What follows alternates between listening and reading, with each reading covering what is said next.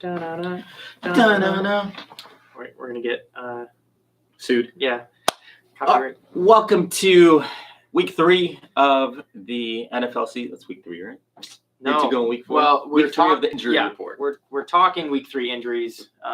We're in week 4 of the football season. Week 4 of the football season.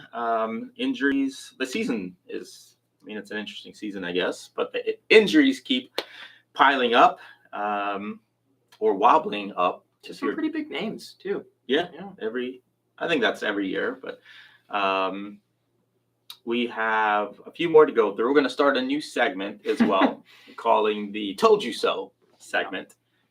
Corey's idea. I thought that was a great idea for a segment. Why don't you kick off this week's "Told You So" segment? Well, if you remember from last week, we talked about Justin Herbert and how he had a rib injury. I think technically they're saying it's a cartilage where the ribs, rib cartilage. Yeah, where the ribs kind of attach there. And we warned you. We said it's tough to throw with a rib injury. Mobility's tough. It's tough to breathe with a rib injury, let alone play quarterback at a high level. And we recommended maybe sitting Justin Herbert or at least keeping an eye on it. And look what happened. Chargers looked awful. They also lost their tackle, one of their better tackles. So that doesn't help Justin Herbert in the long run either. But we warned you it'd be tough to play quarterback at a high level with that injury, and lo and behold, he did not look that great. And he's got Keenan Allen out. So we talked about Keenan Allen last week with the hamstring injury, and he looks like he might be back within a week or two. So it's probably a grade 1 or lower end grade 2 strain. But he only had Mike Williams, who he did get a touchdown to, if I recall correctly. Eckler hasn't been playing that great. No, he's been playing well under his average draft position. Last year he outside of Jonathan Taylor, I think he led the league, was second in the league in touchdowns, and he has 0 touchdowns. Last week he rushed for 5 yards. That goes to show that that's not a lot. No, it's not a lot at all. And it's probably has to do with their offensive line dealing with some injuries. So and play calling. But here's the thing we talked about. To start the season, teams have had 3 preseason games, right? Years before, there's been 4 preseason games. And the usual strategy has been first preseason game, starters barely play, maybe a snap or 2 or a series at most. The second game, they play maybe half a quarter, something like that. The third game, they would play a lot of the game, maybe 3 quarters or something. Then in the fourth quarter, they start pulling them. And then the fourth preseason game, starters would sit and they would rest and get ready for the season. This preseason, 3 preseason games, almost every team sat every single one of their starters or most of their starters for the entirety of the preseason. So what essentially we got was a preseason for the first 3 games of the year. That's what it looks like. A lot of them look rusty, and injuries will happen as well because game pace and game speed is very different than practice, even if it's full pads practice, and the intensity is not the same. What you're asking your body to do, the stress you're putting on it is not the same as the game. So you're starting to see these injuries that might have happened in the preseason, but likely is, are you really doing something better for your players by sitting them for 3 games? And the answer is the games don't count in the preseason, but they count in the season, and all your starters are rusty. So it's I don't think you're doing them much of a favor. No. Just to point it, kind of like our recharge members, it'd be like never coming to any practice days and only doing competition days all the time. It just doesn't. Probably not a good idea. You need to, or just coming to retest week. Just test and retest week and take the 12 weeks off. That's not going to turn out well. No. So our told you so, our TYS for the week is Justin Herbert. We got a few injuries to go through. I'm going to start with mine because David Montgomery is my RB2, and he got injured. So ankle, knee classified injury. They were like lower body injury. Thank you. Thank you for that. Thank you, Bears. Fantastic. But it did look like ankle involved. It's hard to tell oftentimes where the extent of the injury, because even when the injury happens and they have their protocols of doing x-ray just to rule out any immediate fractures, which usually is negative. And then it takes usually a couple of days to get an MRI done, because you need to wait for the swelling to go down a little bit, or at least stabilize, because you could have a lot of false positives when you do an MRI with a lot of swelling, or false negatives, depending on the issue. Right. So with him, it looks like what they're saying is it's day to day, but we know with any running back, especially when you need that explosiveness, more importantly, when you need to push through a pile or push through a tackle, anytime you have an ankle injury like his, that's what becomes an issue. Can he play? Most likely. Can he play effectively? Can he break tackles? Can he have some quickness and cutting ability? That's a big, most likely not. And what the team has to decide, and what they have decided, is why play him when you have such a capable backup in Khalil Herbert. Mm-hmm. He came in for David Montgomery and ran for 157 yards and 2 touchdowns as a backup. Son of a... I have this backup. So it's, they're being smart. If they're going to hold out David Montgomery for at least a week, they should, because they have a capable backup, and give their workhorse in David Montgomery time to rest up for the season, because Chicago is running the ball more than any other team in the league right now. They're barely throwing it at all, because they had 2 really good running backs, and I'm pretty sure their offensive line is actually doing pretty well too, if they're running on everybody that well. So you can make a case for Herbert being an RB1 on pretty much any other team in the league. Probably. Yeah, he's a solid running back. But Montgomery, as much as it pains me because he's my RB2 this week, he's definitely not a play, even if he's listed as eligible, which most likely not. Yeah, I think I saw that they're going to hold him out, but even if he was, I would. Yeah. At a minimum, they're going to split reps with Khalil Herbert, and David Montgomery, and which kind of diminishes either of their upsides. Yeah. Me personally, even if he's eligible next week, I am sitting him most likely for the next 2 weeks, maybe even 3, because even if he does get game time action, I'm guessing that in situations like goal line or 5 yards out, Herbert's going to get the carries anyway, because he's going to have more of that explosion until Montgomery is fully back in 2 to 3 weeks, something like that. All right, let's keep going with running backs. Running backs? Maybe DeAndre Swift? Your fellow Lions. My Lions. DeAndre Swift has been great. Speaking of pain. Yeah, he's been great all year. And actually, there's a couple similarities here between David Montgomery and DeAndre Swift, in that both of them have very capable backups. The Lions, get this, the Lions' backup running back is number 8 in fantasy points this year among all running backs. Jamal Williams.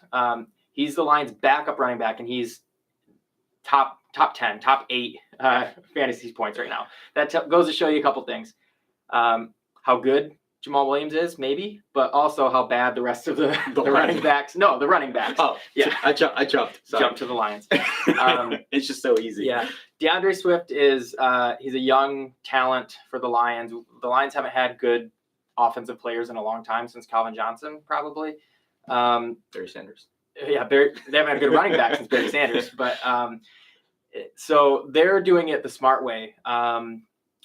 The Lions coaching staff had mentioned that they're likely going to hold out DeAndre Swift until after the bye week. Not because he couldn't play, like you were saying with Montgomery, he probably could play.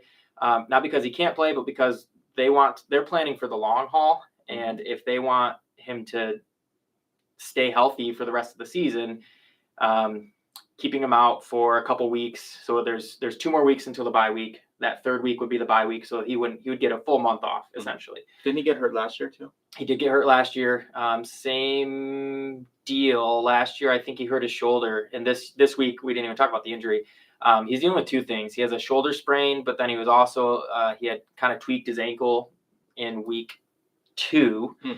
So now he has a little bit of ankle, a little bit of shoulder. So those things combined, I think they're going to hold him out for a few weeks. So if you're looking for fantasy advice, if you haven't picked up Khalil Herbert or Jamal Williams. I'm guessing they're already picked up by now, but go ahead and take a look at those waiver wires. Yeah, those would be great pickups. Let's talk about quarterbacks for a little bit. Yeah. Obviously, the biggest one last week was... Yeah, there's two pretty big ones. Highest profile is probably Tua. Right. Because he's been playing so well this year, surprisingly well. And because he hurt his back. Back. Yeah, I heard back and ankle, but he was also evaluated for concussion on the field or off the field. He got hurt. He kind of stumbled a little bit. It looked neurological in nature. Yeah. As the story goes, they took him back, did a concussion protocol. He passed it, and that's why he came back onto the field and did serviceable too. I think they still won, right? Mm-hmm. Yep, they came back against the Bills. Yep, that's a huge win That's against a big the one. Bills. Yeah. So, but with that in mind, I haven't heard much more on the story. I've heard he's playing tonight. Today's Thursday. Mm-hmm. So on a short week, coming back from a back injury, ankle injury, maybe something with the head. I have Tua on one of my leagues and I'm benching him. I have Tua and Waddle, and I'm benching both of them, which is, it's tough to do. That's a conservative yet smart move, I think. Yeah, because I think Waddle's upside is limited with the backup quarterback, and I don't trust. From what I saw when Tua came back, he was serviceable, but he wasn't the Tua from week 2. No, from week 2. Too soon. Yeah. Too soon. So I'm benching him for this foreseeable future, at least 1 week, to see how he does this time. I watched over that replay over and over again, and I used to work back in my college days. I worked as a student athletic trainer, and I covered football, and I saw many concussions. Everything about his head contact, his reaction, him shaking his head after he got up. Yeah. Everything screamed concussion. They're doing I don't know what you call it. The Players Association? Yeah, they're reviewing the process. They should be. To make sure that they didn't. Nothing about that said back or ankle. Nothing. And look, they have their stuff. They said what they said. It is what it is. But based on purely watching him and his reaction, that is not a back or ankle injury. That is a concussion. The man hit the back of his head, flat down, got up, and the world was spinning. And he was not spinning in the right direction with it. So there's no way you play him. He might have a great game, absolutely. But the things with concussions is they are so unpredictable. So you just, unless your backup is absolutely horrific, and playing Tua, even at this state, is less risky than your backup. Sure. I can't imagine playing him at this point. Yeah, fantasy football is mostly about putting yourself in the best position. Likelihood, I guess, and I don't think starting a quarterback who had that type of hit from last week puts you in the best position for the most part. Let's go along you with the logic that it was a back or ankle injury, right, that caused that. Even with that, without the head injury that was clearly there, even if it's not a concussion, he still had a head injury, plus back, plus potentially an ankle injury. All that just does not add up versus not the Bills. They're playing. Where are they playing today? Kansas City? No. Let me look. I don't know. It was still a formidable opponent from what I remember. They are playing. Oh no, Cincinnati. Yeah, Cincinnati was in the Super Bowl last year. Yeah, so they're playing Cincinnati, they're still working through their stuff, thankfully. Not for Joe Mixon. No, too soon. But Cincinnati is a highly offensive team. So if it becomes a shootout, do you really want Tua to be the person doing it? And based on those injuries, the answer is no. It's just you can't make that as a smart choice to go for that. Just can't. Other quarterback. So you said there are two quarterbacks. I was watching this game because I'm a Ravens fan. There was no shot at New England winning at that point. And Mac Jones was getting thrashed pretty decently in that game.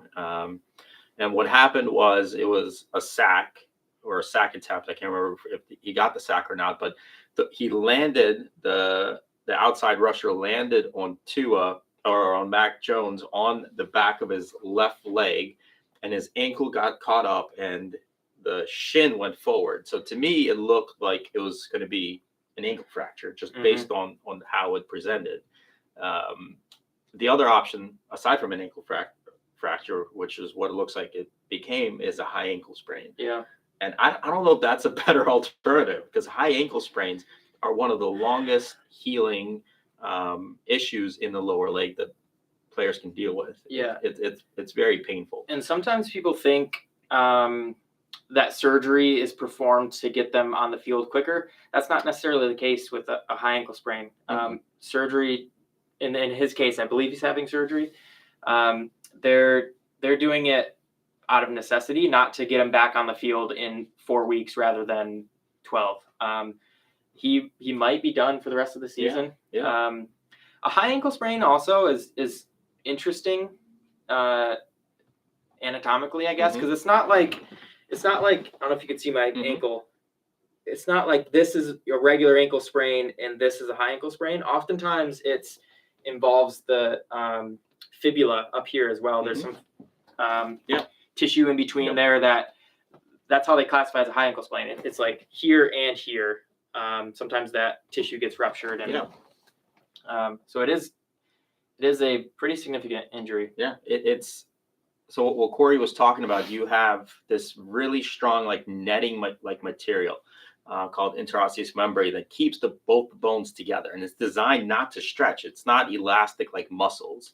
It's like rope. It's like a net, and then that's not designed to stretch. So when it's forcefully stretched, it takes a long time to heal up, and the leg feels unstable and it's very painful because that structure is not designed to get longer and shorter. It's designed to be the same length. So when it's forcefully changed, you either have surgery to bring it back together and let it heal up again without movement, or you immobilize it and then you gradually progress. That's why when anybody has a high ankle sprain, especially in the NFL, it just takes a tremendous amount of time to come back, longer than even a fracture would.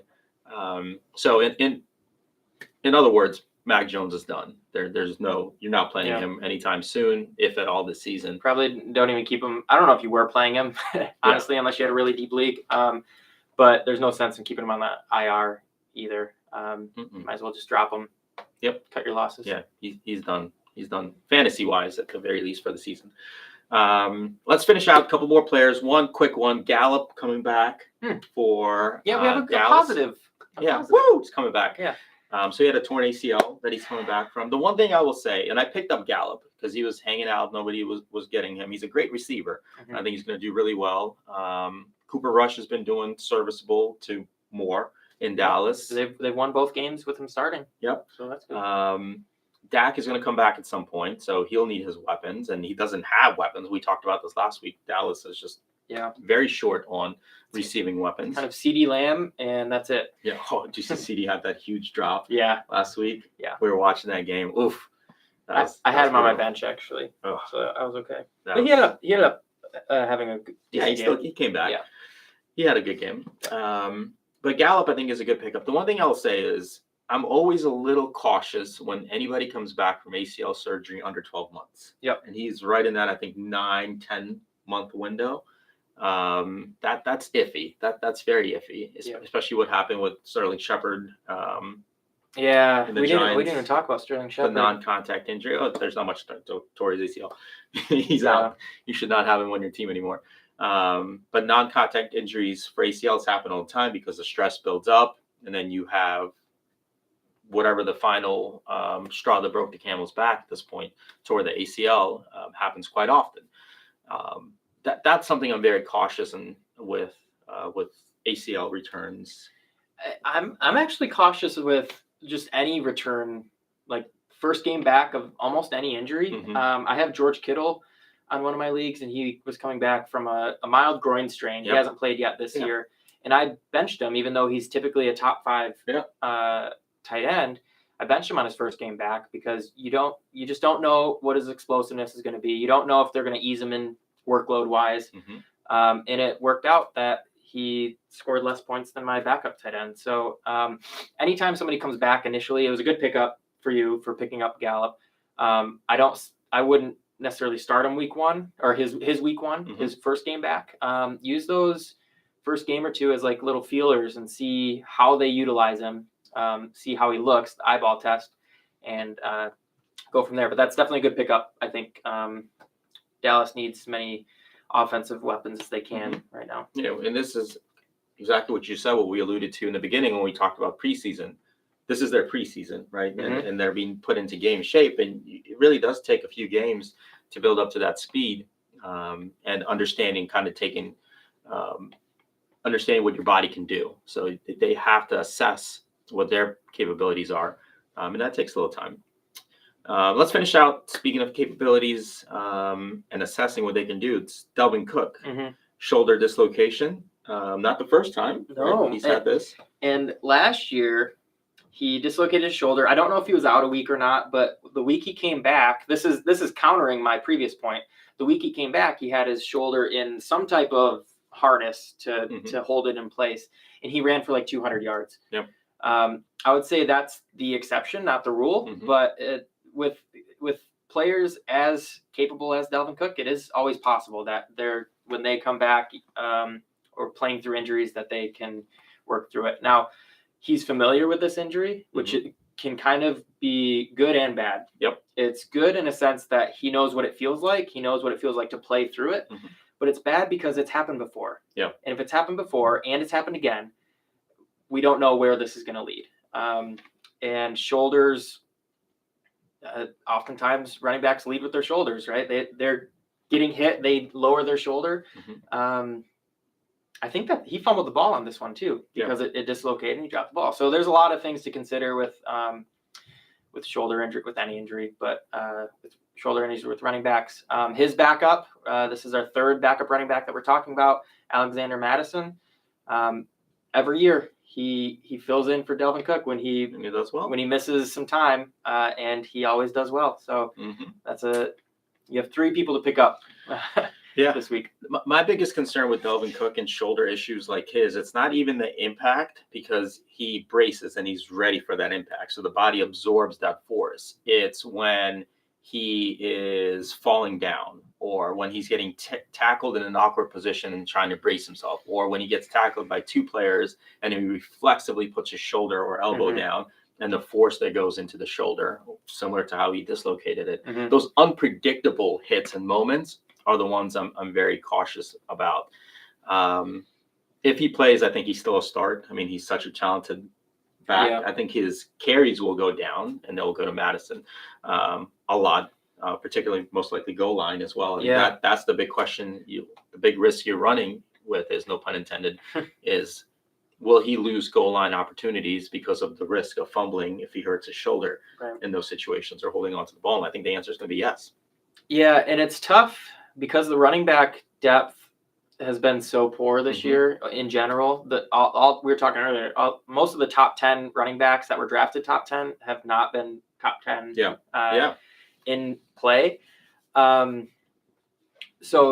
in considering if you're going to considering if you're going to play Dalvin Cook or not, you have to factor in is a Dalvin Cook, an injured Dalvin Cook, better than your backup running back at full health? So that's some things you can consider. And in this case, he might be better than your backup right now. So he might be an instance, if the week of practice continues to go well, he might be one that you kind of check and see on game day, but he might be an okay flex position. See how he that was going to be my recommendation. Depending what your fantasy lineup looks like,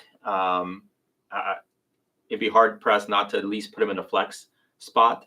But it really depends on what your RB is. I mean, Dalvin Cook for most teams is an RB1. So if your backup is nowhere near that, then run the risk with him. But it really is a 50-50 shot at this point. I would still play him. Based on how he looks, like you said, his history with the injury, it's tough to sit him based on that. That's it. That's our post week 3. This it's like the last week. That show with John Oliver. last week tonight or something. Oh. It's kind of like how we do this. Yeah. Last week tonight. Should we talk about the previous week? Previous week for this week. Yep. Do you have any told you so candidates? I think the biggest one is Tua for tonight. We'll see if I need to eat my words next week, or if Tua will be headlining our told you so segment. Yeah, I think Dalvin Cook. That's true too. Yeah. He might run for 350 yards, or he might fumble after his first carry. Yeah. It's a toss up. I would play him though. I think Dalvin Cook is a play at the very least flex position. Yeah. So that'll be interesting to see. Let's see. Well, we'll see how it goes. I hope tonight is a shootout with Cincinnati losing. That's my hope. Go Ravens. And we'll catch you again next week on the Weekly Report.